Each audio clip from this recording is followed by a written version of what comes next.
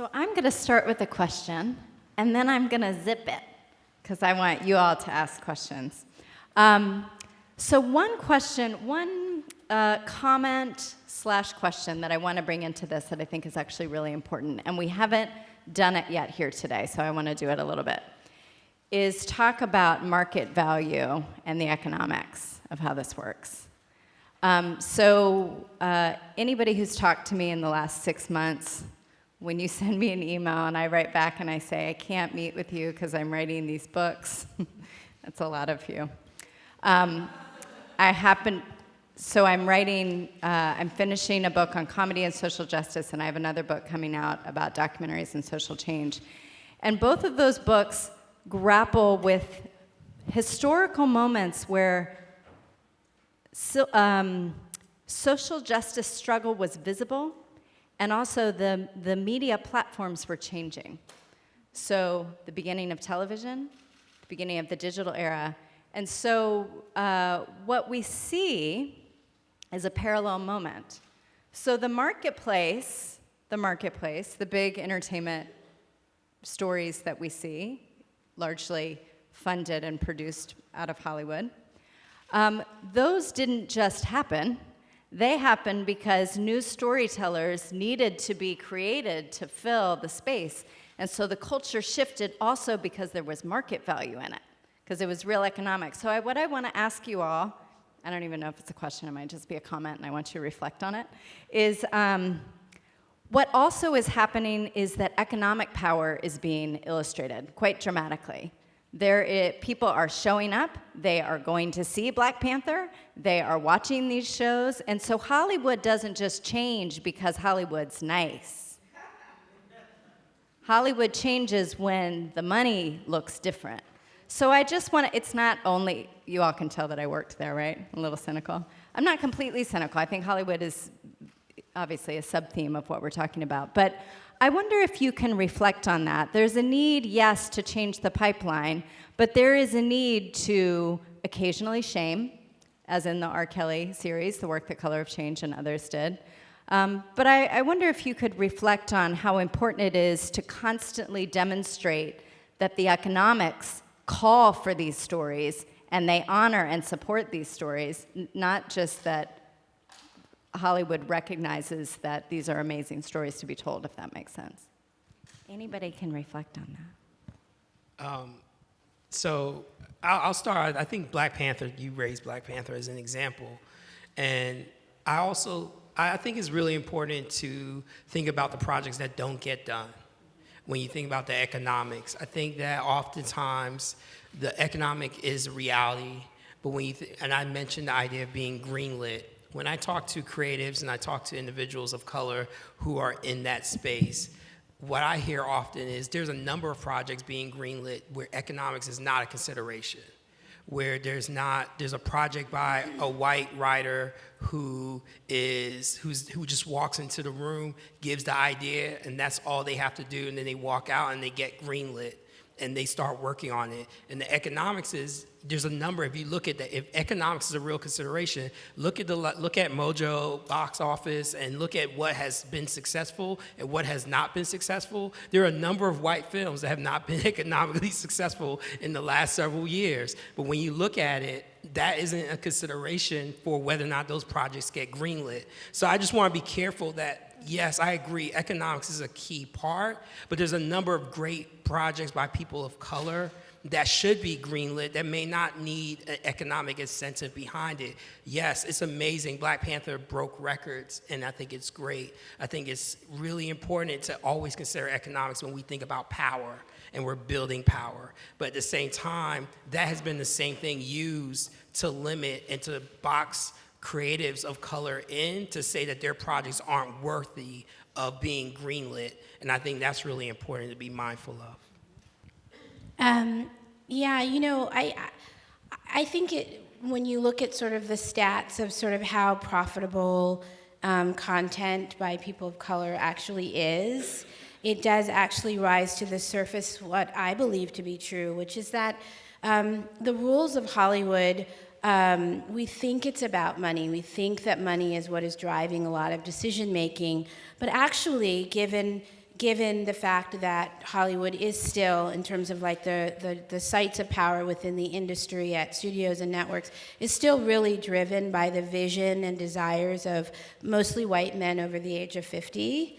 That like the system is actually churning forward because of a desire to sort of sustain a kind of community and to support and reflect and reinforce the sort of ideas and the gaze of that community.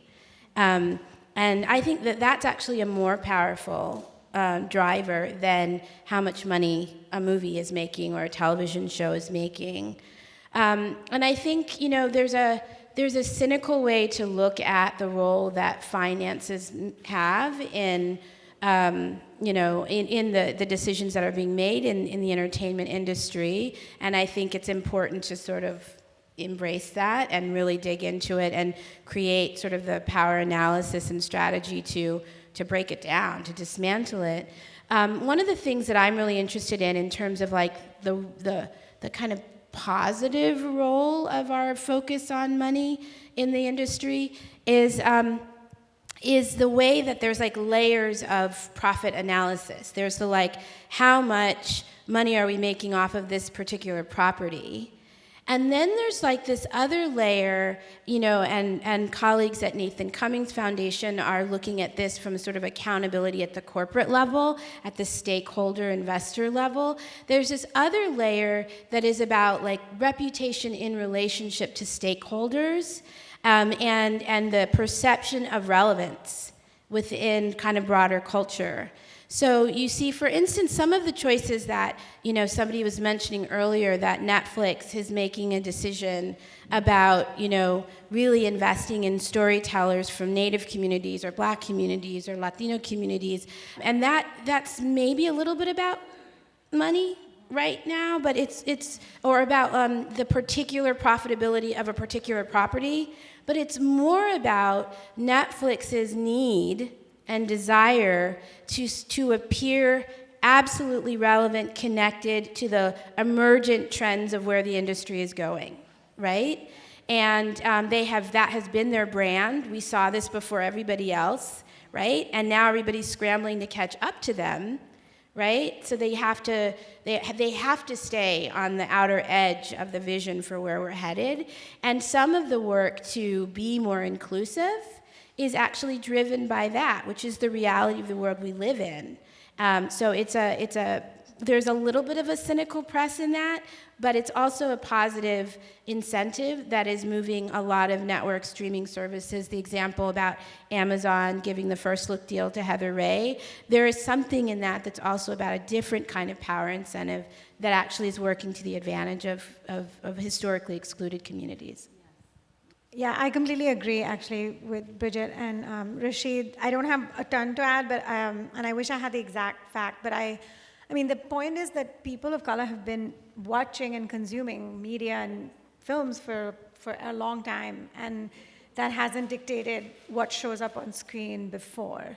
I read somewhere, and if Elizabeth's here, I think she might know this fact better than I do, but that Latinx like communities in this country actually like spend a lot on cinema, on going to the movies, and there's such little representation of those stories on screen, and that's not a new thing. So I think that the change that has happened is to do with, you know, the fact that this is now the trend, which is the result of a ton of work and cultural organizing around the industry and inside the industry. And I think it is also a result of the fact that our audiences are actually being able to speak and being able to share their voice in a way that is super powerful. So you kind of can't get away with as many things, as many sort of misrepresentations as people could get away with, because there wasn't really a space for people to voice their dissatisfaction. And this is, I mean, direct experience working with some studios is that they are like, we don't want to get into trouble,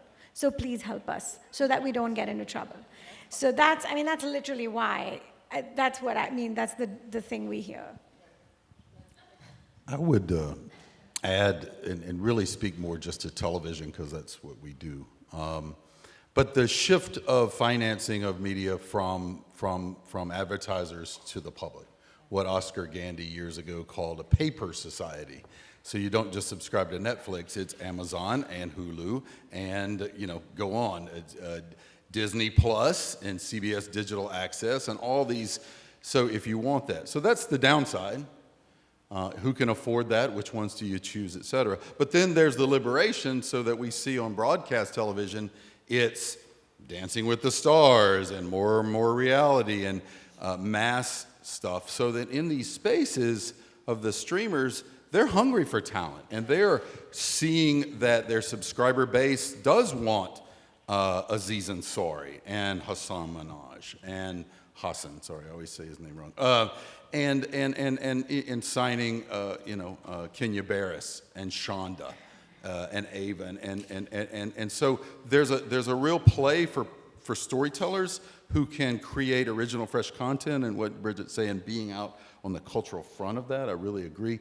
But also that these are voices that will attract subscribers, and that's all the more imperative of what Bridget's talking about. So, I think it's a really interesting moment, and not just in scripted. That in the documentary realm in particular, for y'all, many of y'all aren't old enough, but for a while it was the PBS universe, and then some Sheila Nevins at HBO and her $30 million budget. But now you've got all these players out there, and so there's a moment where there's an invitation to storytelling that, like I say, I'm hopeful, but it is driven by different economics, is what I would say. Yeah, exactly. I sort of wanted that to pivot, and you all did it beautifully. I wanted us to honor and reflect on the participatory media platform that has changed the whole game. And that is mixed up with revenue, and it's mixed up with a desire for more storytellers, et cetera. So thank you all for that. Well, let's do audience chit chat.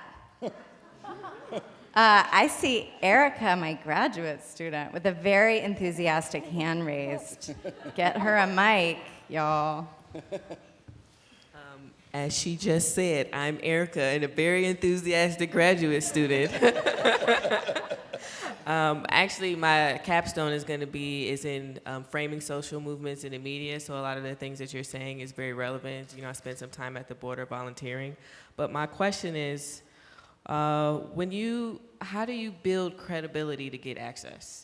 So, like, when you look at a lot of people who have written these stories, like Rebecca Skloot, who wrote about Henrietta Lacks, great, 10 years of journalism, awesome experience, but a lot of times to get access to those types of people, to be able to tell those types of stories, and especially in communities of color, it seems like you have to do an unpaid internship where, a lot of minorities can't afford to do that. So you're trying to build that credibility to actually be able to tell those stories. How do you get access to that without having, and I know there's new platforms out there to help tell those stories, but now there's like an oversaturation of it. So like distinctly distilling that information and then finding the right, medium to use. How do you do that? This is very, she's like. How do you have access to be able to tell your stories and in those forums? The thing that's really interesting, when we began, even before the collaborative launch, there were all of these learning exchanges going on across not across the country, sadly, but in New York and on the West Coast, in sort of centers of kind of pop culture industry. And one of the things that happened in the Los Angeles summit is we were trying to think about what the topic of the conversation was, and we decided to call the panel the conversation Beyond Inclusion, and Rashad was actually a major part of that conversation.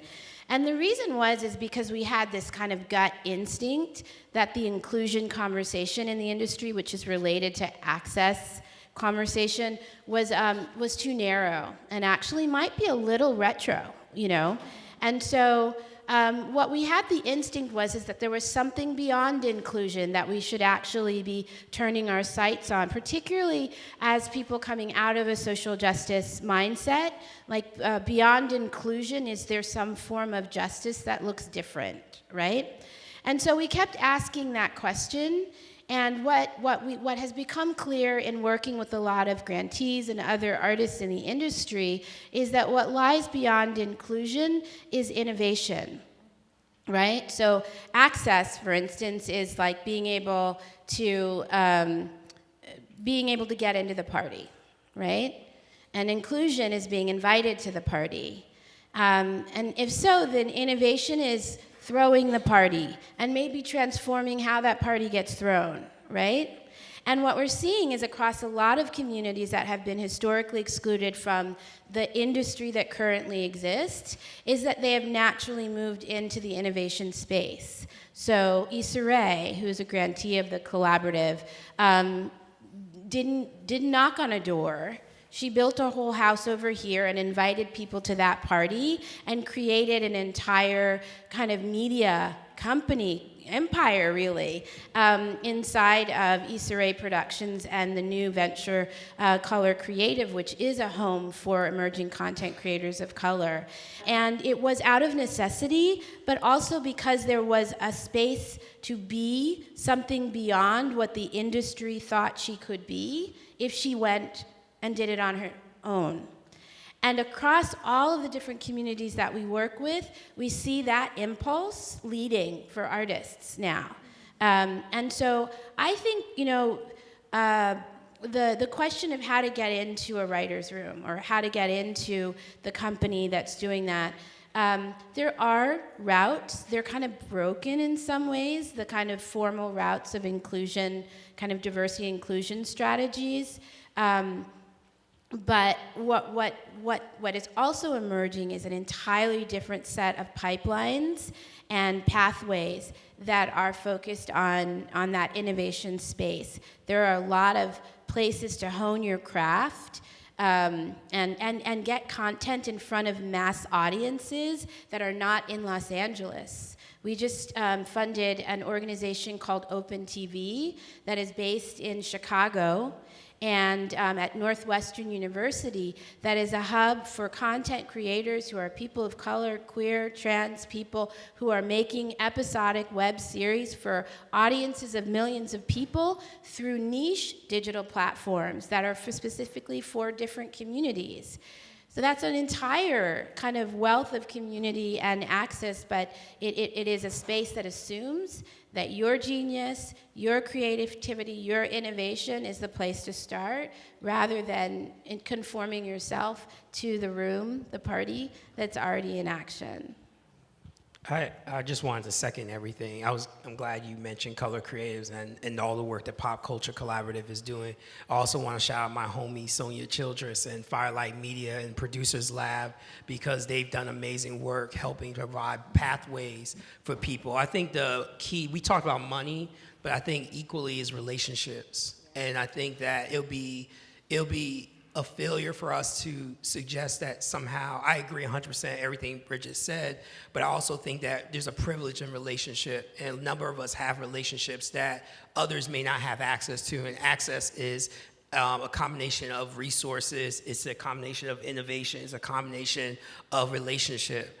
And I would say, look at your circle of relationships and think about the ways in which those relationships build and touch other circle of relationships. So when I think about our brand at Color of Change, I mentioned that we have 1.5 million or 1.4 million members. But then I think about our 300,000 Facebook followers. I think about our 130,000 Twitter followers. I think about our growing Instagram. And I see those as an audience. And I think about who are those audiences within those audiences? What are the subcultures of audiences we want to create and be connected to? I think we have to constantly be innovative, but you also have to be strategic about how you innovate and how you directly think about the growth that you're trying to create. And so everything Bridget said, I 100% agree with, but I think that I want to be mindful that we do have privilege and access in a different way than others do. And so I would say, think about your circle of relationship. But I just want to shout out Firelight Media as well alongside Pop Culture, because I think when we talk about this idea of an ocean, as Rashad likes to describe as a narrative infrastructure, the things that all of the grantees are doing, all of us are trying to create, is access for you to be able to kind of plug into, because I think the idea that we don't know what's going to stick all the time, and I think that's the part of risk taking and innovation that I think we are exposing and moving towards, particularly with people of color. And I think that's really what excites me. What Chief, you were saying earlier, this idea that you're funding things and supporting things that you don't know will actually may not work or will work. And I think we have to be that innovative, that risk taking in the investments of ourselves and our community. So I hope that you will be that innovative in investing in yourself, but that we can be of support to you in that pursuit, because I think we have to be a pathway for individuals who want to engage.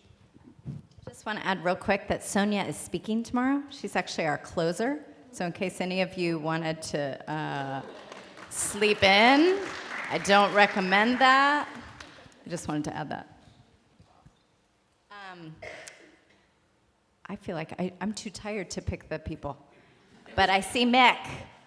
But I know your names. That's fun. Hey guys.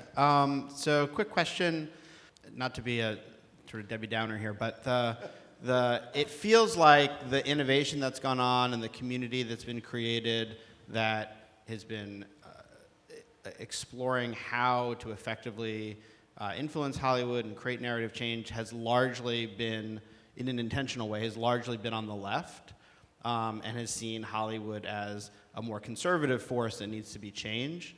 And I wonder if there's either evidence of or consideration of what the right is going to do or would do if they saw this as an opportunity or a place where they would want to innovate as well.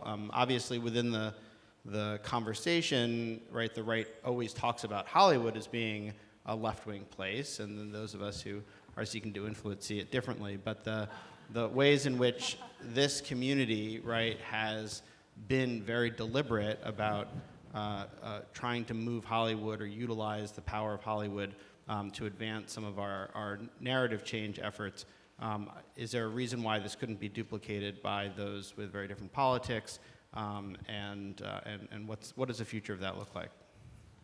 I'll start. I mean, I've looked at right-wing media, but in the film divisions, I know like Sony has affirmed films. What we've seen is religious text in particular have big audiences, and even documentaries. There was a bunch of white people in Dinesh up there. Dinesh is like his sixth highest grossing film. The sixth highest grossing documentary film of all time was his thing, one of his. So they have their own circuits. I don't feel, all the people, I have a West Coast board of directors, and it's the people who run that industry, and I don't feel like that they're getting a lot of pressure from the right to do that. I do think that text that would appeal in the film to those religious communities that circulate in church basements and et cetera, after they've had their big screen run. And the impact, I mean, they have their own kind of impact campaign. And I know this because a friend of mine wrote a religious script for Sony Affirmed Films. And so there is a different circuit. So you're asking the right question. But I think that a lot of those things I put up, that image of the right, that circulate between secular and religious conservative circles have their own distribution channels, and that they're not necessarily looking to, hey, could you put 3 more Roseannes on? At least that's not what I'm seeing from my perspective of Hollywood, but y'all may have a different. I think the thing that I just want to kind of reiterate is without the right really doing much work at all, Hollywood is advancing all sorts of really, really harmful, toxic narratives about people of color and women and trans and queer people. And many of them are, I would say that the majority are unintentional, right? Like a lot of the people who think that they are doing really incredible work around crime, for instance, and Rashid, you can speak more about this, actually think they're telling good stories. Right? I don't think that the people who went to work every day on Homeland imagined the incredible amount of damage that was happening as a result of that storytelling. So I think the reason why we sort of, I feel like the field is looking at Hollywood and saying there is a role for us, there's a place for us, is because generally well-intentioned people who are extraordinarily talented people and can create the level of immersion and transportation and shift that is possible through stories are advancing very, very harmful, damaging ideas in the world and don't want to be. So we're seeing a deep reckoning over the last couple of years of showrunners, for instance, in television, who are literally taking stock of the role that they've played in creating this particular narrative and environment, and are making dramatic changes, like working with Elizabeth in Define American and Carrying a Cross and Color of Change, and others who are helping to build social justice, racial justice, gender justice competency within the industry. I'll also just say that, like in a lot of other institutions, I mean, there's all kinds of people working in Hollywood, and one thing that we've seen is there are so even within writers' rooms, there's like a lot of hierarchies, and we've heard from the younger writers, the writers of color the few writers of color that are in those rooms, they're also trying to create change and build power for themselves. And so for us, it's a question of how do we work with them? How do we work with the well-intentioned folks who are still putting out harmful messages? And how do we work with the one or two writers of color in each writer's room who tell us that they are either looked to as the token black person who's going to answer all the black person questions? How do they build power for themselves? And so for us, it's really about working with those folks, because there are more and more of those folks. They're not enough, not nearly enough, but they are there, and they're also trying to create change for themselves within the system that they're working in. And so that's been a really key part of sort of how we try to organize, the people who are wanting to do something within the industry. The only thing I would add is I think there were some comments that were made earlier. I think the point that you made around the 30 or 40 years that the right has had to build their messages and create their own ocean of influence. And I think that informs a lot of the points you made around religion and what's happening in the industry. I would like to also think another point you raised was around platforms. And I think when you think of cross different platforms and different content pieces, the right is actually being very effective. And so I think about podcasts, I think about radio. They've been historically very strong, and I think when you think about where they've been effective, I think that's where we actually are starting to build up and think about. And so we launched our own podcast. We're thinking of ourselves as creating our own writer's room. How do we create our own spaces for creatives? And so we're doing that at Color Change because we see ourselves almost competing, not so much with a Netflix or anywhere else, but if we have 3 million, 2 million, 5 million followers, then that becomes like its own bedrock of an audience that we can respond to. So we launched our own Tell Black Stories podcast because of relationship, because of access, because of the things that we see as creative. But I think it's really important. There was a New York Times article, I don't know if everyone remembers, about how the white supremacists, white ring, are using podcasts to reach young white women and to encourage them to basically saying, like, if your life would be, because of the economic strains on this culture, on this country, your life would be so much better if you fell in line to a very patriarchal way. If your men could go to work, the jobs are being taken, but these messages are being propagated through podcasts, and that there's a real strain that's happening. And I think the challenge that work I face is that there is that opportunity now where there's this content opportunity of creation, where they already have the ocean and they already have the access. We have to be strategic about how we push back to those different responses. And that's what we're thinking about, is seeing the algorithms of how Facebook was used against community. I think the census presentation raised that. All these things that we have to look at it across platforms, not just Hollywood, but how content across platforms are being used to kind of drive negative messages about our communities. Can I say one last thing? Fox News is, for over a decade, the #1 cable network, not cable news network, cable network of all those channels, all 600 you get. Fox News is #1. I feel like I saw you first, yeah.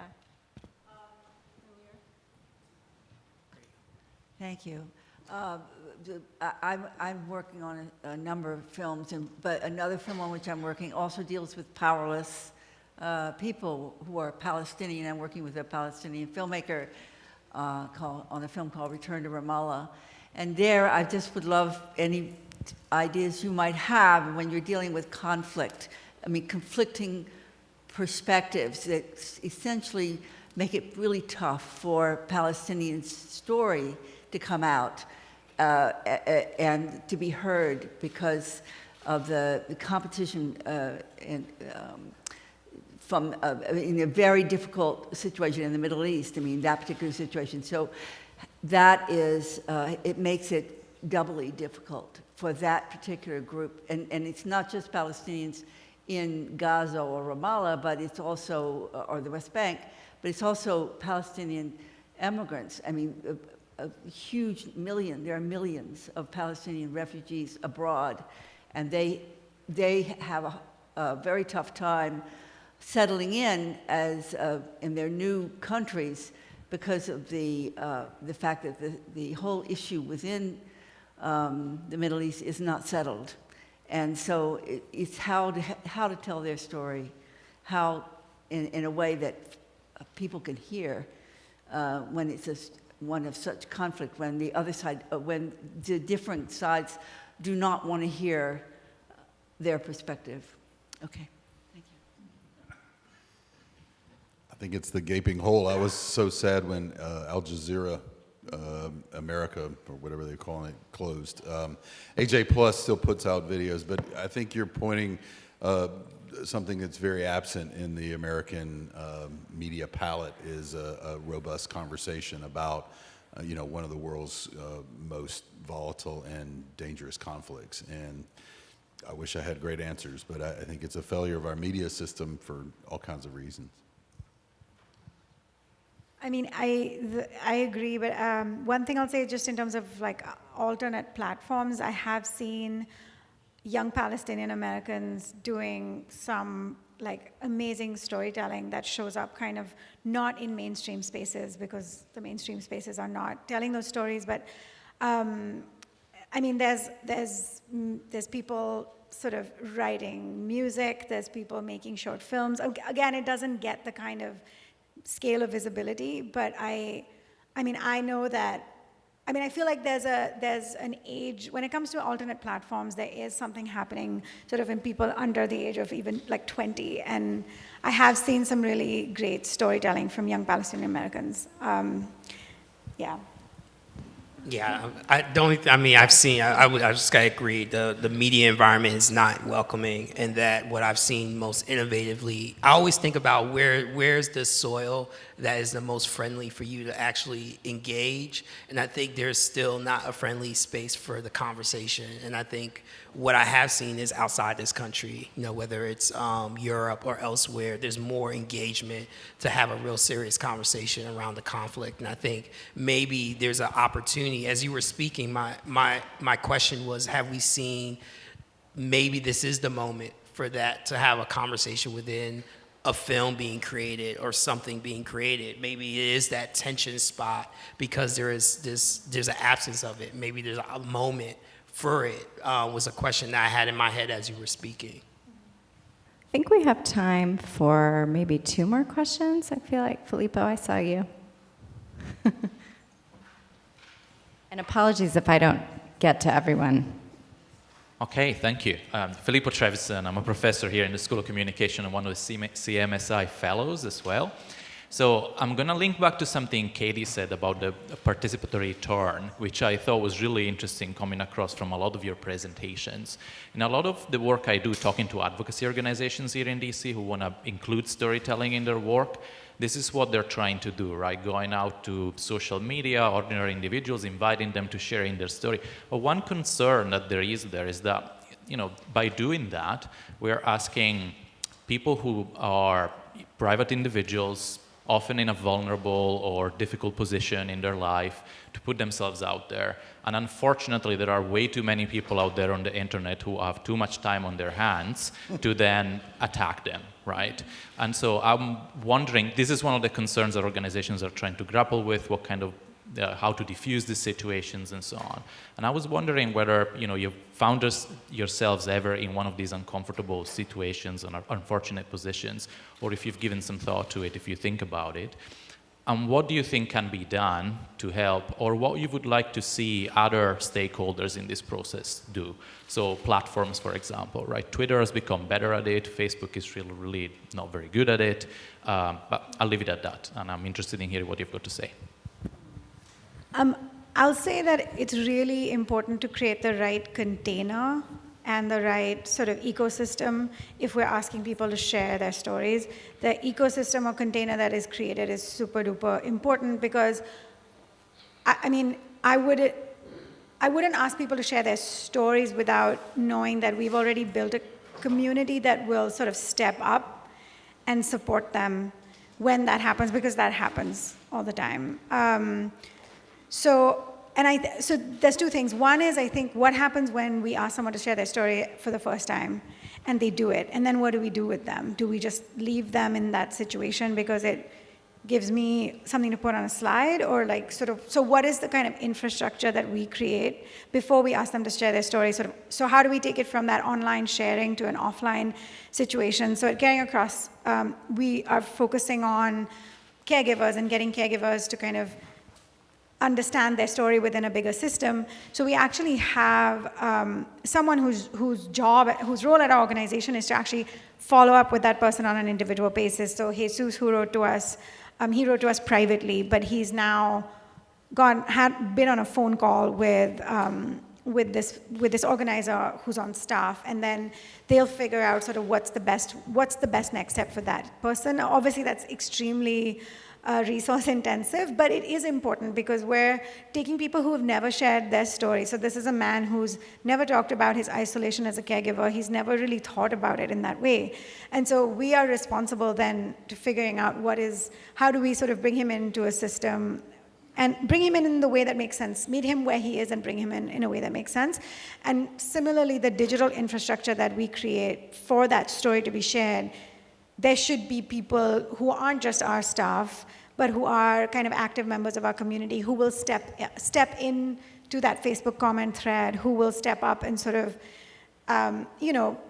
do their own kind of moderation on that. So I think that's been ways that we do this. In my previous role at a different organization, I produced a digital storytelling platform for people to share their stories of their experiences with gender-based violence. So that was a whole other level of sort of the hate that came to people, but also the conversations people had. And then, we're responsible for survivors sharing a story for the first time, and it's happening in this like big bad world of the internet. So kind of what responsibility and what role do we play in sort of supporting them? What happens after they share their story is important. Yeah, I was just gonna share as a tangent to that, or just to tag on, is we recently, on the R. Kelly series, we had that very experience. And there's two things I'll say. One is I'm like a strong follower of Soledad O'Brien on Twitter, and I probably retweet her more than anybody in the world, but she had a tweet the other day where she was saying the reason why she decided to stop journalism, and she said there was a situation where she was she had just interviewed someone who had just had lung surgery, both lungs were removed, and then the producer was like, well, can you speed it up? Can you talk faster? Like, it was very excruciating for them to just breathe, and she was just like, can you speak faster? And so I think there's a sense of absence of empathy and absence of value sometimes when we do our work, and I think when we center individuals from our communities in what we do, then empathy should be the core value that we're coming with. Same things that we will require when we ask these questions. It's the same way that we approach our work at Color Change, at least the brand work, is that whenever we engage, the first question for me with the survivors when we went and interviewed them was like, to the team was like, do they want to do it? What's the resources they have after? And that's what we built in support with Girls for Gender Equity and others around the rollout of that campaign, was ensuring that there was an ecosystem, to Ishta's point about like what are the different ways we can actually support them after this rolls out. And that takes a certain level of empathy and also sophistication, that you're committed to those values to ensure people are protected and supported. But the reality is that the internet is such a wide space. Also, we work on accountability campaigns. So to your point, holding Twitter accountable, holding Facebook accountable. Why are they targeting certain actors versus others when there's hate against them and they're not being held accountable, but they're still allowed to be on there? And so making sure that we hold those corporations accountable to respond when there's those trolls and those things happening is something that we have to be mindful of.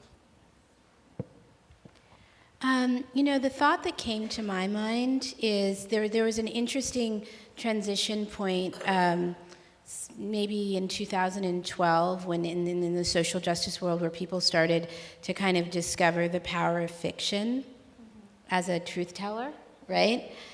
So in addition to the kind of wealth of experience that is possible through documentary storytelling, people began to sort of think about, well, what if we could, sit with survivors of, in a variety of contexts and learn stories and put them in connection with artists who can actually render those stories in fictional form, and then move those stories into the world as a way of creating not only a kind of a profound creative exchange, right, in the development of a story, but also create that buffer that keeps people who they're not professionally prepared for the level of scrutiny and response that they may receive.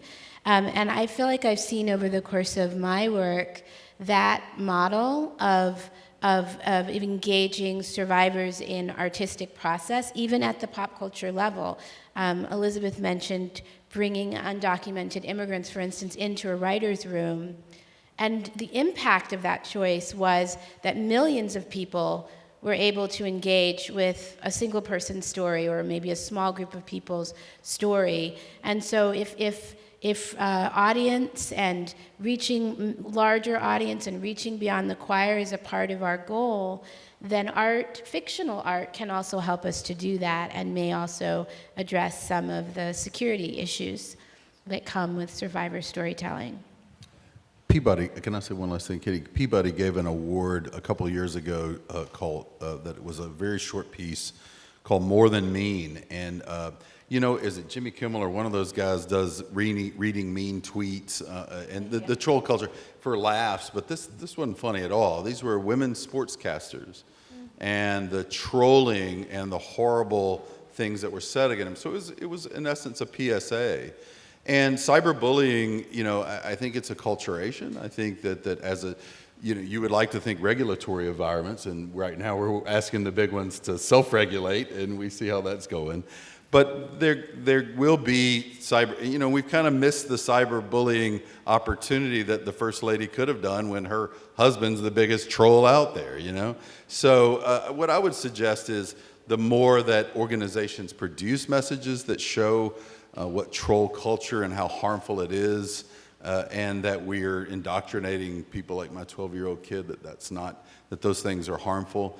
I remember my 12-year-old kid's junior high person saying 90% of the problems we see in this office has a social media component to it.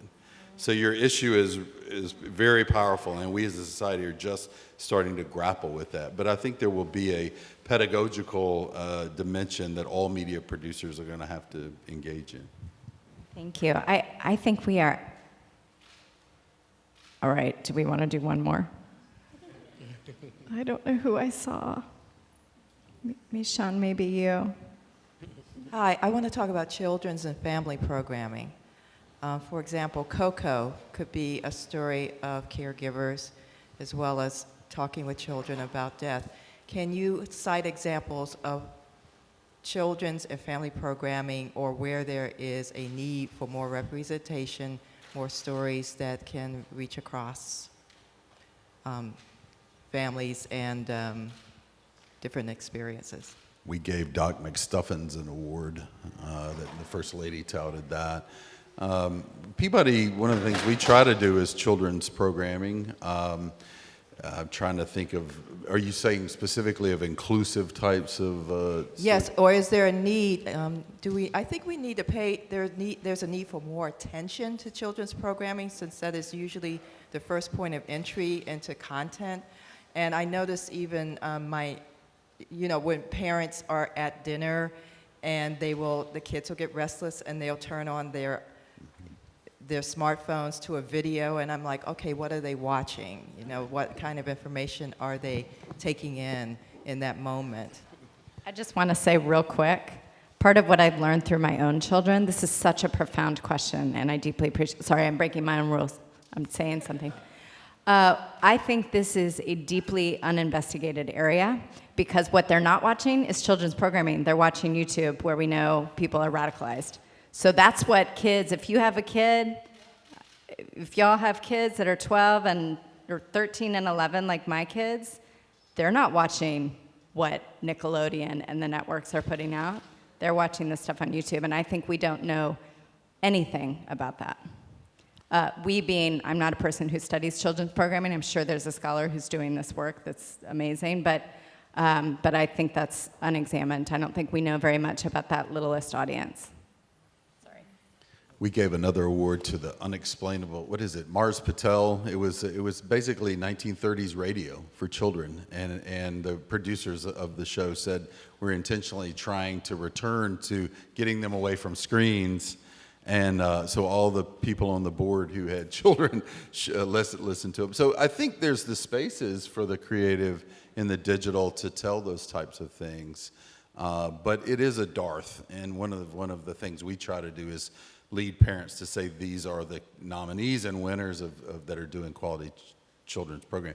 But I completely agree with Katie. We know so little, and in particular, YouTube is the #1 watch network in the world. So Katie's right.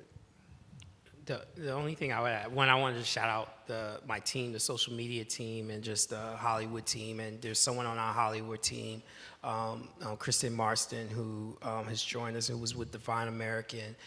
She talks a lot about this when we meet, and just the influence of the importance of centering children's programming in the writer's room work and how we think through it, because I think those are the images, the messages, the values of the next generation. And I think we don't talk enough about how we center children's programming in the work that we do when we talk about the narrative environment, the ocean that Bridget's talking about that we're trying to create. Those are the next, I don't know how you, I guess swimmers, or I don't know what you call, beginning swimmers that are entering into the ocean.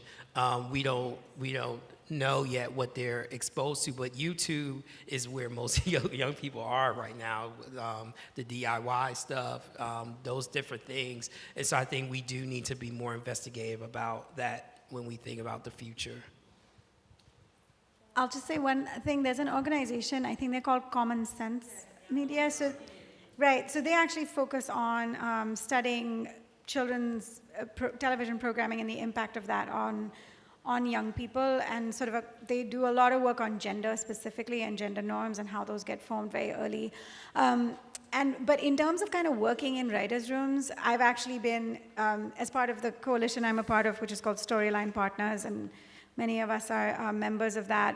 I've actually been trying to find an organization that wants to work in writers' rooms on children's programming, and there just aren't a lot of organizations out there. Common Sense Media is the only one that I've found and I've spoken to.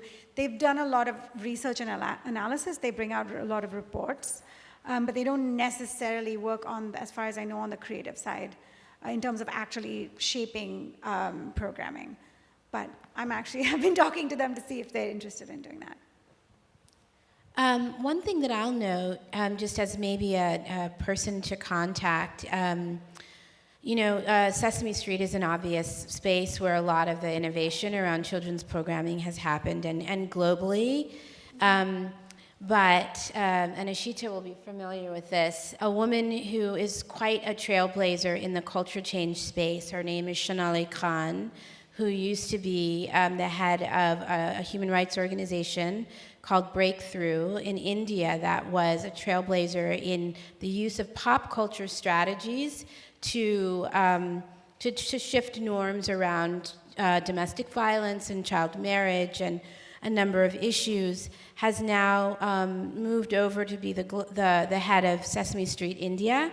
And she's actually working and leading a global team that is looking at the role that children's media, and particularly the Sesame Street properties, can have to advance ideas around justice and pluralism and human rights. And I think that the think tank that she's gathering around that work is quite fascinating. And so it might be interesting to make connection with Shonali and see if there's a way to really tap into what they are learning. That was way more useful than my vague response. It was like, look at YouTube. Thank you. That's very precise. And also, I know Jen Humke probably wants to say this, but you know, the MacArthur Foundation puts out this request for proposals for $100 million. And what won was a Sesame Street project in refugee areas around the world, which is pretty stunning, a world-changing idea. So I want to thank our panel and our individual speakers so much. Yes. And I want to thank you all so much for spending the whole day with us in a dark room, shielding yourselves from the swirling snow outside.